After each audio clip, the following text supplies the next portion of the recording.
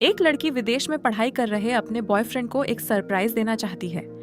जब वह हजारों मील का सफर तय करके अपने बॉयफ्रेंड की यूनिवर्सिटी पहुंचती है, तो उसके बॉयफ्रेंड के साथ एक भयानक हादसा हो जाता है। लैब में हुए एक धमाके के कारण वे दोनों हमेशा हमेशा के लिए जुदा हो जाते हैं। लेकिन 7 साल बाद वे दोनों चमत्कारिक रूप से दोबारा मिलते हैं। ऐसा लगता है जैसे वो लड़का उसे पहचानता ही नहीं, लेकिन आंखों के सामने खड़ा यह लड़का सचमुच वही आचान है जिससे वह बेइंतहा प्यार करती थी। आखिर यह सब क्या माजरा है? कहानी की शुरुआत 7 साल पहले से होती है। आचान बोस्टन इंस्टीट्यूट ऑफ टेक्नोलॉजी का एक होनहार छात्र था और गुलान सियोल में अपने डिजाइनिंग के सपनों को पूरा करने में जुटी एक नई डिजाइनर थी। वे सोशल मीडिया ऐप के जरिए एक लॉन्ग डिस्टेंस रिलेशनशिप में थे। भले ही उनके बीच हजारों मील की दूरी थी, उसने उसके जन्मदिन के तोहफे के रूप में एक पेन कस्टमाइज करवाया था जिस पर उसका नाम लिखा था, और इसी पेन की बदौलत आचान ने अपने जीवन का पहला बड़ा डिजाइनिंग अवार्ड जीता था। गुलान जब भी आसमान में हवाई जहाज के पीछे बनने वाले बादलों को देखती तो उसे बोस्टन में रहने वाले आचान की याद आ जाती। जल्द ही 4 दिनों की छोटी छुट्टियां आने वाली थीं, तो गुलान के मन में अचानक एक विचार आया और उसने आचान से मिलने के लिए बोस्टन जाने का फैसला किया। लेकिन जब आचान को यह मैसेज मिला कि वह पहुंचने वाली है, तो वह बुरी तरह घबरा गया। ऐसा लगा जैसे उसका कोई बड़ा झूठ बेनकाब होने वाला हो। वह गुलान के पहुंचने से पहले किसी भी तरह यूनिवर्सिटी की लैब में पहुंचना चाहता था, पर जैसे ही उसने लैब का दरवाजा खोला, एक जबरदस्त धमाके के झटके ने उसे गंभीर रूप से घायल कर दिया। इसके तुरंत बाद गुलान भी यूनिवर्सिटी पहुंच गई। वहां मच्ची अरादफरी को देखकर उसके मन में एक अनहोनी का डर बैठ गया, और फिर उसे अपने बॉयफ्रेंड की धमाके में मौत होने की खबर मिली। इस अचानक आए सदमे ने गुलान की हंसती खेलती जिंदगी को एक ठंडी और सूनी रात में बदल दिया। लेकिन वह यह नहीं जानती थी कि जिस आचान को वह जानती और प्यार करती थी, वह असल में कोई और ही था। 7 साल का समय पलक झपकते ही बीत गया। गुलान अब अपने क्षेत्र की एक टॉप डिजाइनर बन चुकी थी। आचान का जाना उसके दिल में एक ऐसा दर्द बन गया था जो कभी मिट नहीं सकता था। जब भी कोई हवाई जहाज आसमान से गुजरता, पुरानी यादें उसके दिलो दिमाग पर छा जाती। इसी बीच शान्युतान नाम का एक एनिमेशन डिजाइनर दक्षिण कोरिया वापस लौटता है।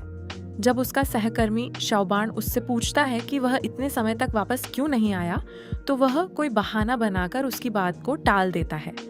इस बार उसके वतन लौटने का मकसद किम नाना स्टूडियो के साथ एक को ब्रांडेड कोलैबोरेशन करना था। लेकिन क्या इसके पीछे कोई और भी बड़ा कारण था? शायद ये बात सिर्फ वही जानता था। 7 साल बाद सियोल लौटने पर आचान अगले कुछ दिनों तक यादें ताज़ा करने के लिए यहाँ वहाँ घूमता रहा। घूमते हुए वह अचानक एक आर्ट एग्जीबिशन में पहुंचा। वहां सर्दियों के मौसम की एक पेंटिंग ने उसका ध्यान खींचा, लेकिन उसके पास खड़ी एक लड़की को देखकर उससे एक अजीब सा अपनापन महसूस हुआ। जैसे ही उसने उस लड़की की तरफ देखा, वह लड़की वहां से जा चुकी थी। तभी गुलान की पुरानी बातें अचानक उसके दिमाग में गूंजने लगीं। बिना एक पल गंवाए वह उसके पीछे भागा और आखिरकार उसे यकीन हो गया कि यह लड़की वही है जो हमेशा उसके दिल में बसी थी। अचानक आचान ने देखा कि पास के कंस्ट्रक्शन साइट की मचान हिल रही है और वह किसी भी पल गिरने वाली है। लेकिन गुलान ने हेडफोन लगा रखे थे, इसलिए वह उसकी आवाज नहीं सुन पा रही थी। मजबूरी में और घबराहट में आचान ने जोर से गुलान का नाम पुकारा। गुलान को लगा जैसे किसी ने उसका नाम लिया है और वह धीरे से रुक गई। ठीक उसी पल वह मचान गुलान के ठीक सामने धड़ाम से गिर गई। मौत के मुंह से बची गुलान ने जब आवाज की दिशा में मुड़कर देखा, तो सामने कोई नहीं था। किस्मत का खेल भी कितना अजीब होता है। आचान जिस नाना टीचर के साथ काम करने आया था, वह असल में गुलान की नानी थी। जब नाना टीचर ने आचान द्वारा डिजाइन किए गए एनिमेटेड कैरेक्टर को देखा, तो उन्हें वह बेहद जाना पहचाना लगा। आचान की बेहतरीन प्रेजेंटेशन के बाद नाना टीचर आखिरकार इस कोलैबोरेशन के लिए मान गई। जब आचान फिल्म का डेटा लेने जा रहा था, तो एक पेन लुढ़ककर उसके कदमों के पास आ गिरा। उस पर गुलान का नाम लिखा था। ये बिल्कुल वही पेन था जो उसने 7 साल पहले उसे दिया था। तभी गुलान उसकी तरफ बढ़ने लगी। गुलान को सामने देखकर आचान का दिमाग पूरी तरह सुन्न हो गया। 7 साल बाद की यह मुलाकात गुलान के लिए महज एक अजनबी से मिलना था।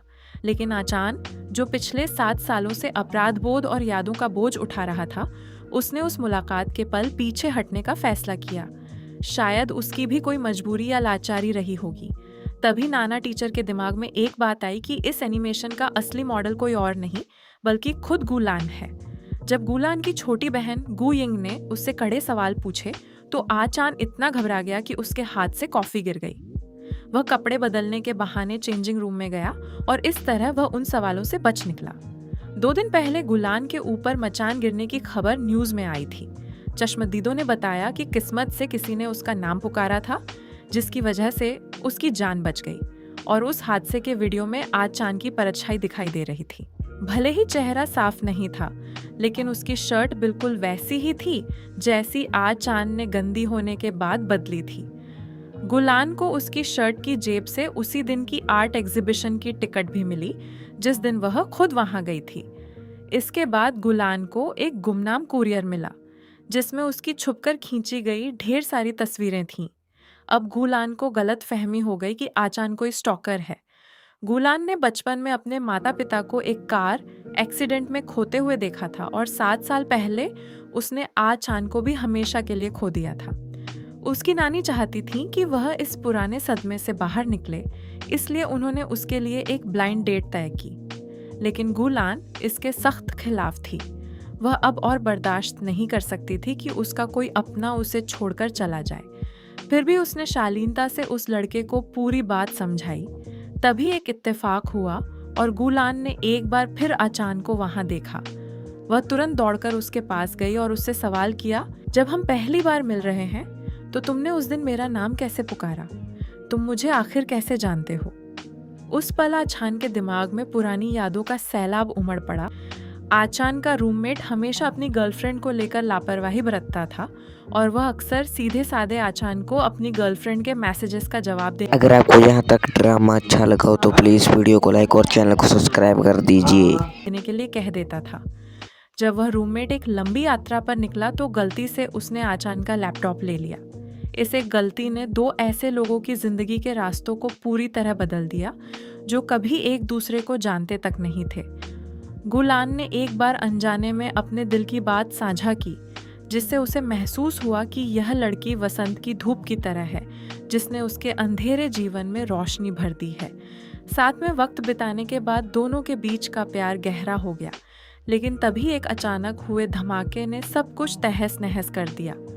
उस धमाके में रूममेट की दर्दनाक मौत हो गई और आचान के लिए उस परछाई के रूप में जीने का कोई मतलब नहीं रह गया। इस धमाके में आचान भी गंभीर रूप से घायल हो गई था और अपनी याददाश्त खो बैठा। उसकी बची हुई इकलौती याद गुलान की वह खिलखिलाती हुई मुस्कान थी और उसके दिमाग में बार बार गूंजती वह आवाज थी।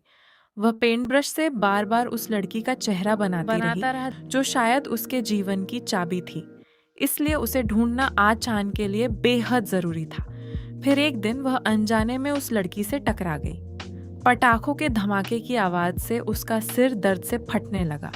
इस पल आखिरकार उसकी याददाश्त वापस आ गई, लेकिन फिर भी उसने वहां से भागने का फैसला किया क्योंकि वह अच्छी तरह जानता था कि वह इस रिश्ते में सिर्फ एक घुसपैठी था। 7 साल बाद जब वे दोबारा मिले तो आचान ने एक बार फिर कदम पीछे खींच लिए। गुलान के सवालों का सामना करते हुए आचान ने सभी इत्तेफाकों को सच बताया कि वह कंपनी द्वारा दिए गए होटल में रुका था। आर्ट म्यूजियम जाने का कारण बस अचानक टिकट मिल जाना था और रही बात उसे पहचानने की, तो वह सिर्फ इसलिए था क्योंकि काम शुरू करने से पहले उसे सामने वाले की वेबसाइट पर तस्वीरें देखने की आदत थी। जैसे ही गुलान को अपनी गलतफहमी पर पछतावा हुआ, तभी असली पीछा करने वाला स्टॉकर सामने आ गया। कुछ देर तक पीछा करने के बाद उन्होंने आखिरकार उस काले कपड़ों वाले आदमी को एक बंद गली में घेर लिया। तभी उस आदमी ने एक अज्ञात तरल पदार्थ से भरी बोतल निकाली और गुलान की तरफ फेंकी। आचान ने बिना एक पल गंवाए अपने शरीर से गुलान को बचा लिया। आखिरकार उस हमलावर को पकड़कर पुलिस के हवाले कर दिया गया। पता चला कि वह गुलान की पुरानी सहकर्मी थी जो गुलान के टैलेंट और उसकी शराफत से बेहद जलती थी और उसने अपनी मानसिक बीमारी का पूरा दोष गुलान पर मढ़ दिया था। लेकिन दयालु गुलान इस मामले को आगे नहीं बढ़ाना चाहती थी, इसलिए उसने केस को वहीं खत्म कर दिया। गुलान के दिल में हमेशा एक ऐसी खाई थी जिसे पार करना मुश्किल था। उसकी बहन और दादी शुरू से ही हर मुमकिन कोशिश कर रही थी कि वह उस अतीत के साए से बाहर आ सके। उस स्टॉकर के हमले में आचान को मामूली चोट आई थी और उसके कपड़े भी खराब हो गए थे। गुलान को मन ही मन बहुत बुरा लग रहा था और उसकी बहन ने इसी बहाने उन दोनों को अकेले में वक्त बिताने का मौका दे दिया। हालांकि अगले दिन गुलान ने चुपके से कपड़े और एक नोट होटल के रिसेप्शन पर छोड़ दिया। तभी अचानक तेज बारिश होने लगी। आचान तुरंत छाता लेकर उसके पीछे भागा। बारिश में गुलान को देखकर उसकी यादें एक बार फिर 7 साल पहले के अतीत में लौट गया। आचान धीरे से गुलान के पास गई और उसे छाता थमा दिया। ऐसा लगा जैसे गुलान को भी कुछ याद आ गया हो। दादी ने अनजाने में गुलान के कुछ कागजात देखे जिनमें बार बार आचान का नाम लिखा हुआ था। ऐसा लगा जैसे दादी भी उन दोनों को मिलाना चाहती थी, इसलिए उन्होंने बड़ी समझदारी से उनके लिए एक साथ वक्त बिताने का इंतजाम कर दिया। गुलान इस मुलाकात को खत्म करना चाहता था, लेकिन आचान उसकी वजह से घायल हुआ था, इसलिए वह इस एहसान को चुकाना चाहता था। पर आचान तो उसकी खाने पीने की आदतों से भी अच्छी तरह वाकिफ था। तभी अचानक लाउडस्पीकर से निकली तेज आवाज ने आचान के पुराने जख्मों के दर्द को दोबारा जगा दिया। वह घबराकर वहां से भाग गया और गुलान भी चिंता में उसके पीछे भागी। उस आपाधापी में आचान द्वारा उसे गिफ्ट किया गया फाउंटेन पेन जमीन पर गिर गया। असल में सालों पहले हुए उस हादसे में आचान ने अपने एक कान की सुनने की क्षमता खो दी थी। इस शोरगुल वाले माहौल में वह यह नहीं समझ पा रहा था आवाज कहाँ से आ रही है, और यह बात उसे बेहद तकलीफ दे रही थी। आचान का यह कमजोर रूप देखकर गुलान का जो दिल बर्फ की तरह जम चुका था वह पहली बार पिघलने लगा। उसने बड़े प्यार से आचान के बिखरे हुए बालों और कपड़ों को संभाला। उस पल दोनों के बीच की दूरियां चुपके से कम हो गईं। कुछ दिनों बाद एक मीटिंग के दौरान गुलान को एहसास हुआ कि उसका वह पेन खो गया है। वह आचान द्वारा दिया गया जन्मदिन का तोहफा था और उसके उस कठिन दौर का इकलौता सहारा था। वह पागलों की तरह रेस्टोरेंट में उसे ढूंढने भागी, लेकिन कुछ हाथ नहीं लगा। आचान ने ठंड में कांपती हुई गुलान को देखा और प्यार से अपना कोट उसके कंधों पर डाल दिया। उसे समझ नहीं आ रहा था कि जो पेन उसने कभी सिर्फ अपने रूममेट के कहने पर लाकर दे दिया था, वह गुलान के लिए उसकी जान से भी ज्यादा कीमती क्यों था। आचान उसे समझा नहीं पाया, इसलिए वह अकेले वहां से चली गई। आचान को कभी एक मुरझाता हुआ पौधा मिला था। अगर आपको यहाँ तक ड्रामा अच्छा लगा हो तो प्लीज़ वीडियो को लाइक और चैनल को सब्सक्राइब कर दीजिए। जो अब जड़ें पकड़ चुका था और पनप रहा था। मकान मालिक दादाजी ने वह पौधा उसे सौंपा और उनकी आंखों में एक गहरा संदेश था। जब दादाजी ने उससे पूछा कि क्या उसके दिल में अब भी कोई पछतावा है, तो उसने आखिरकार फैसला कर लिया।